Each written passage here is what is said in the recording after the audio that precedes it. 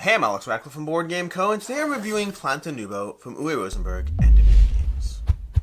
Planta Nubo is a 1-to-4 player Euro game, a polyomino game across 4 rounds in which you are planting flowers onto your personal board, fulfilling contracts in the general supply as well as on your personal board, all while managing a worker placement puzzle of actions over here. That's a lot of information to go through, and this is a Uwe Rosenberg farming-ish game, and so there is going to be a lot to cover.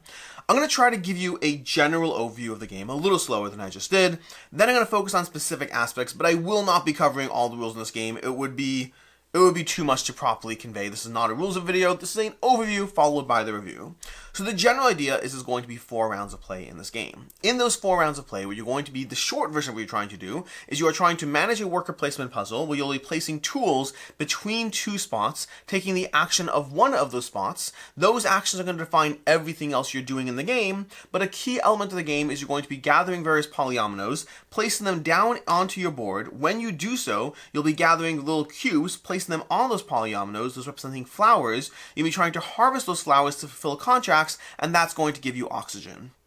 That's the core loop. The other thing to be mindful of is you're going to have this little side puzzle over here where you're moving your die around the board. You're moving this die slowly around the board, activating cards as you go, sort of activating cards. We'll come back to it. And so that's another little puzzle you're being mindful of. And those things, when done in cohesion and when done properly, will earn you as many points as possible. That's the kind of general overview. 4 rounds of play, place your workers, take actions, gather polyominoes, plant flowers in the polyominoes, harvest flowers, make deliveries, score points is the basic arc of the game.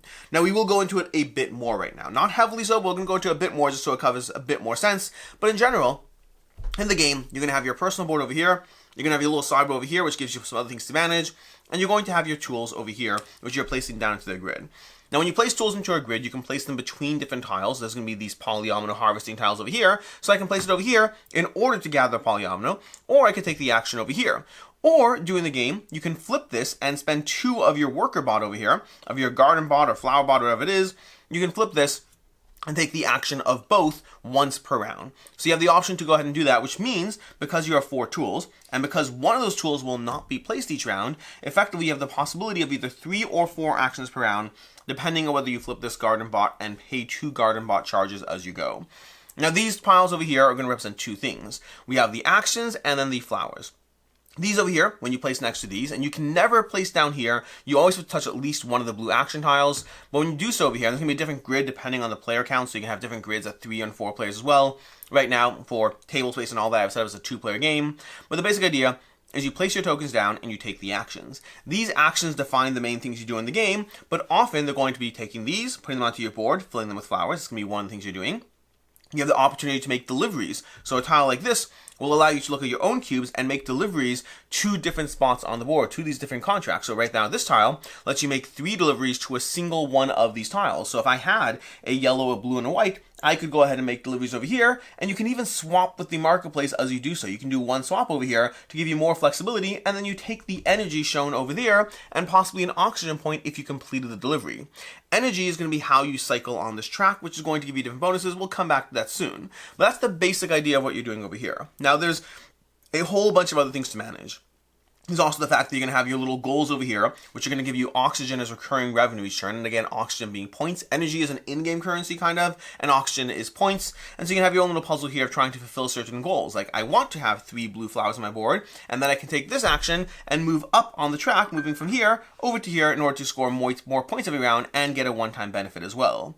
At the end of the round, you're going to be able to go ahead and make deliveries to your own personal contracts. Now, you do have to earn these personal contracts. They don't come from nowhere. But once you have gotten these personal contracts over here, once you've gathered using action to take a personal contract tile, you'll have the option to go over here and again to be able to make things, make deliveries to be able to gain energy, which is going to be how you cycle this track over here. But importantly, removing flowers is not just about gaining energy and in some cases oxygen, it's also about clearing your board, because as you clear spots, so if I have this tile over here, as you clear spots, you'll have the opportunity to go ahead and take various flower tiles. So you can see some of them over here already. You can see I have some of these, but these are going to be forest tiles you plant on top of cleared flowers. So you have the opportunity to go ahead and get those, which can give you in-game income, but also end-game points. So it's another thing you're trying to manage and balance as you ride full of your personal board. We haven't talked about this as well, but your personal board will actually start off with different sections blocked off that you'll need to go ahead and clear before you can take advantage of them. And that's going to be another action you can take on this tile.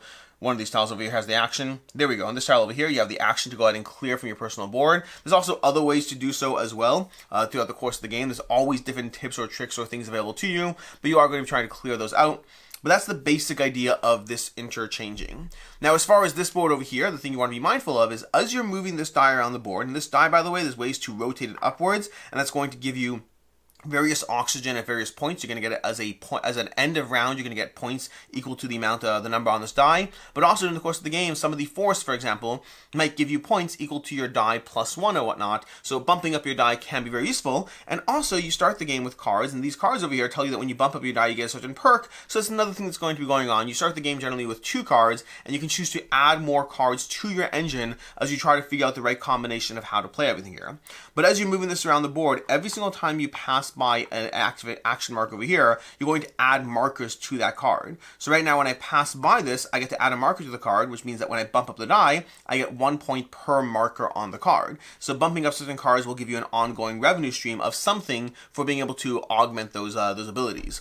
But other cards require activated abilities. Other cards have standby markers. So as you pass by a card like this, you might go ahead and add a standby marker to this card, and then when you take certain actions, you can go ahead and use over here, taking certain actions over here, you can go ahead and remove a standby marker to take the action on a card in the game. So bumping up your abilities are going to be very helpful in that sense, but also because they give you flower pots. These flower pots are spots where I can move a flower to that spot at any point in the game, which will give me points at the end of the game if the flower stays there, but also gives me the freedom of clearing up my board possibly a little earlier. So that's yet another thing you're balancing.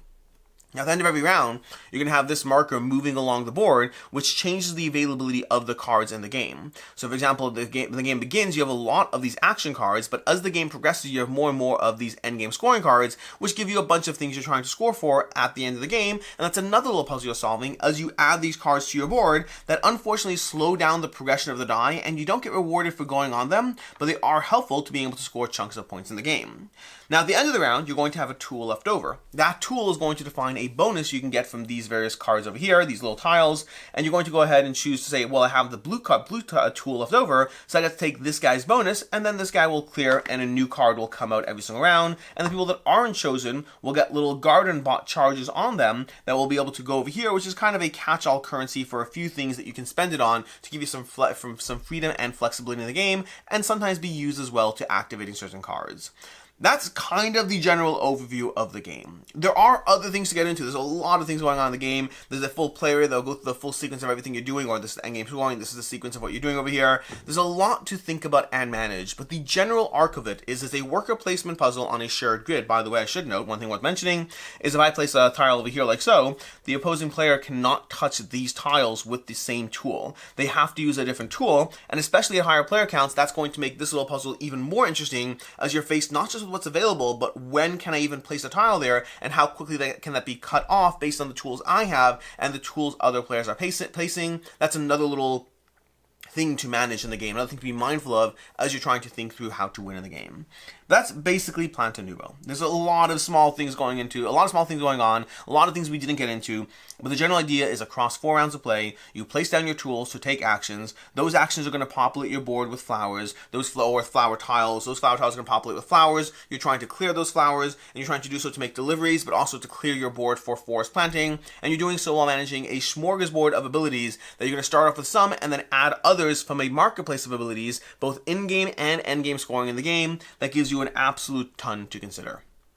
And with that, let's dive into my review, starting off with ease of play, which is not the easiest. It's not the hardest either. I would say there were not parts in the rulebook that I felt were obtuse or hard to follow. There's just a lot of information, and not a lot of it is totally intuitive. So it's not the hardest game I've learned, but it's certainly in that upper, that heavier Euro range of just tons of interweaving mechanisms that all have to come together, and some in ways that you've seen before and others in ways you haven't. So not the easiest game to learn, but also not the hardest either. I would say for me, it was not an easy teach. The first time I taught the game, I had processed the information and did not have an understanding, and it was a messy teach the first time, more so than a messy learn, and so that I wasn't proud of, but it happens in games. Sometimes you just don't always have a full grok of everything going on until you sit down and table it. Subsequent teachers, on the other hand, went much more smoothly because I was able to pinpoint what you need to know right away, what I can slowly introduce as we start playing through the game, and so it was much easier as subsequent teaches.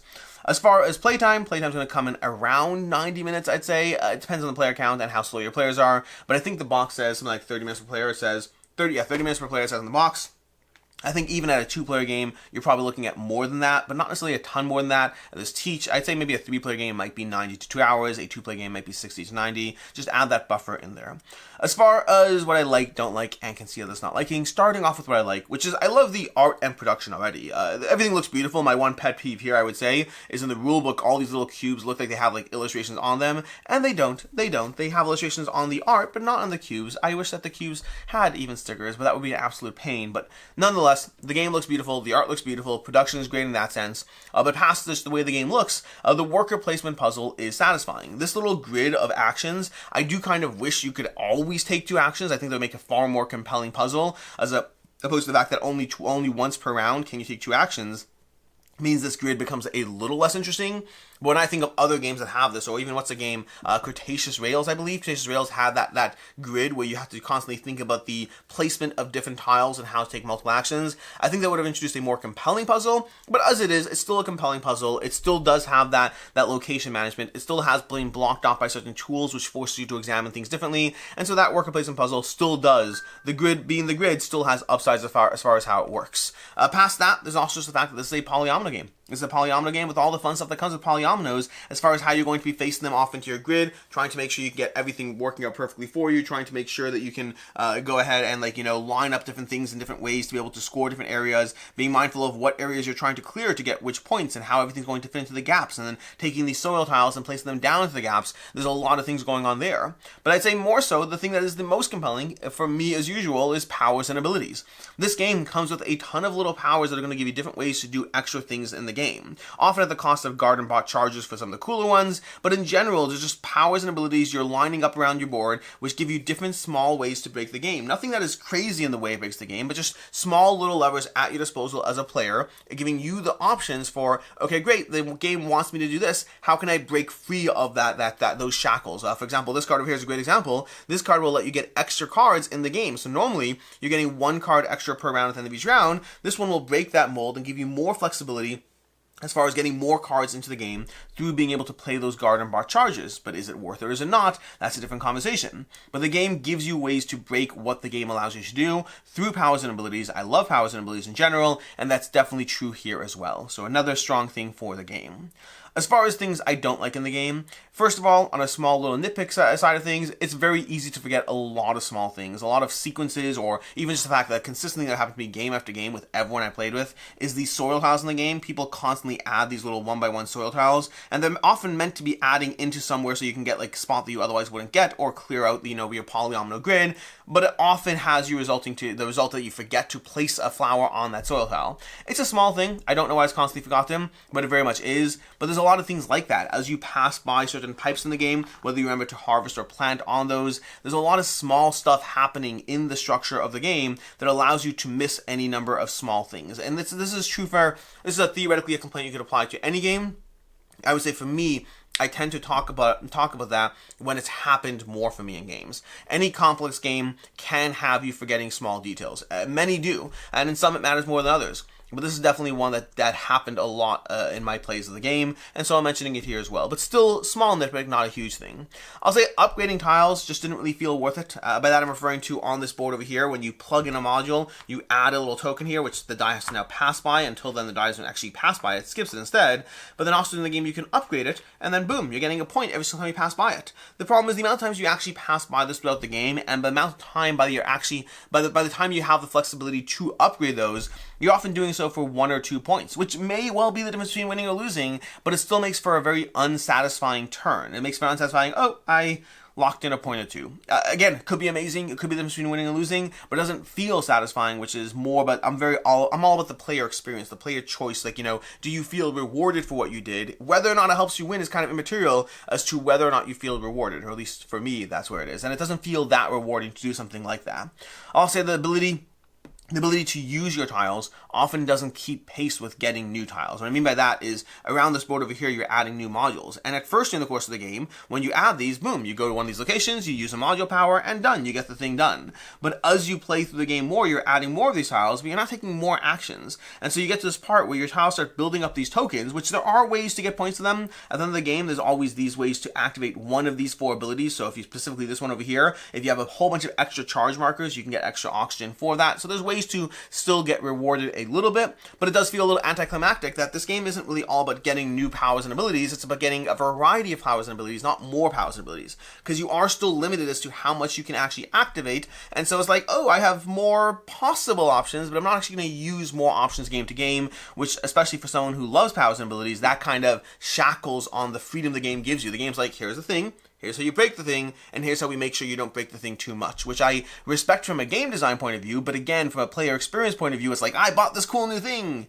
and I might not be able to use it the way I want, which makes the cool new thing seem less cool, which means why am I buying the cool new thing? I should have just focused on getting something else instead. And that kind of player experience isn't as much for me. And then lastly, I'll say the game feels too restrictive. The game is, and this is very subjective to your own experiences in terms of whatever Euro games you're playing, but for me, this is a game where, I don't know, I like Euro games where I can get, like, 70% of what you're trying to get done. That's my number, 70%. You don't want to get everything done because then you don't have a reason to keep exploring. You don't want to get nothing done because that just feels unsatisfying. To me, a good number is like 70% of the game. 70% of what you're trying to do, you should be able to do. And then there's always that, oh man, I had a really good game, I got to 72% of what I'm trying to do. I had a bad game, I only got 65%. That's kind of what I'm looking for in a good Euro game. And then there's ones where I feel I want to get more done, but it is what it is. There's games where I'm only getting 50% done of what I want to do. And that's not the best, it's not the end of the world. I'm still fine with that. This is a game where you get like 30% done of what you want to do. At least for me. Maybe I haven't gotten good enough at it yet. But in terms of the actual amount of forest tiles you're able to get, and I think it's intentional, even just the economy of the forest tiles they give you. Like, I do not think I'm playing this wrong because they only give you so many forest tiles, but the game kind of gives you this illusion of filling your board, but you're not actually ever really filling your board in any nearly that capacity. And this is a game where the amount of stuff you think you can do, you actually only get done around 30% of that. And again, from a player experience standpoint, I want to get more done, and it feels too confined as a game. As far as what I can see others not liking, first of all, the game is rules heavy and a lot of parts of that are non-intuitive. I'll also say that you can lose the game in round 1. This is definitely one of those games where you have such a tight economy of actions that if you don't have a strong round 1, you absolutely can lose the game. I didn't get a strong, clear sense of scaling up. Very often in these games, you have a scaling up aspect where round 2 gives you more potential than round 1, round 3 gives you more potential than round 2, and that often has a good arc in games in the sense that you are not as heavily penalized for having a poor round 1 because there's an arc. Although some games, I'm looking at you, Food Chain Magnet, some games you definitely can lose in round 1 or in turn 1, but in this one, it's definitely a round 1. You can have a bad round 1 and lose the game. And then lastly, on a small nitpick thing, I'll say that some things feel imbalanced. Not necessarily a ton, but there's certainly some cards over here, especially starting cards, where it feels like some are just straight up stronger than others, and you start with them randomly, so I don't know if that's I'd say some elements of the game felt a drop imbalanced. As far as final thoughts on Planta Nubo, I really wanted to like this game. I walked into this hearing good things about it. It's from Uwe Rosenberg, who I love, and it's in general, like, I love some of his games. Feast for Odin's incredible. This game seems to have elements of Feast for Odin while being very different, and I was really excited to love this game. And to be very clear, I still think it's a good game. But I think ultimately for me, I just think it's a good game. For me, this is a 3.5 out of 5. There are many, many elements that come together in very satisfying ways. You can have a strong turn where you can feel you got a good turn in and you took advantage of all the things that the game lets you take advantage of, and you got a lot done. You definitely have those moments. If you like crunchy Euros, this gives you lots of crunchy Euro moments. I think ultimately for me, this feels like a very clever puzzle with great moments that the work and effort to get there, combined with the restriction and the amount you don't get done, to me that full package feels not as good as other Euros I've played, both from De Veer, from Uwe Rosenberg himself. This is a very, very good Euro game that I think is overshadowed by other better Euro games in the space. A 3.5 out of 5, still a good game, still with great moments, still one that you may well love, but for me, I think I prefer other game experiences. Speaking of which, as far as game recommendations, first of all, there's Bonfire. This one game kind of heavily reminded me of Bonfire because of the polyominoes you place down to your own little mini board. This little board felt very Bonfire adjacent from Stefan Feld. Past that, the game's entirely different, but it just had that one element that felt similar. I recommend checking that out if you want. And then also, A Feast for Odin from Uwe Rosenberg is going to be a delightful Euro game that has, again, polyominoes going on in your own little mini board, similar to this, but in a very, very different setting, and one that gives you a lot more freedom to do a lot more by the end of the game.